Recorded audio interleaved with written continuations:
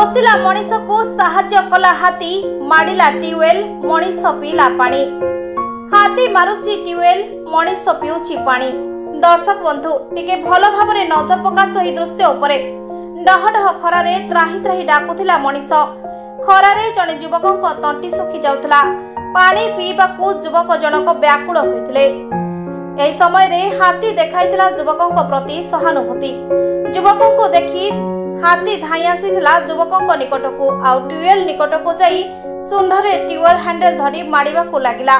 युवक जनक पानी पी सुस्थ अनुभव कले। वर्तमान समय रे मनीष जेतेबेले निजर मानविकता हराई बसुची सेतेबेले हाथी भली जने निरीह पशु मानविकता देखाइछि।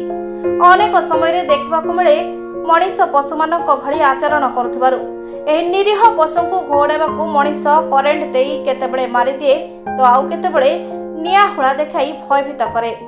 हेले डहडह खरारे नई नाल सुखी जाउथबा बेले मनीष पशुमानक पई सामान्य सहानुभूति देखाई पानी रखुनाहांती। हेले किंतु एही दृश्य देखिबा परे अनेक जन भावविहल होई पडुछंती।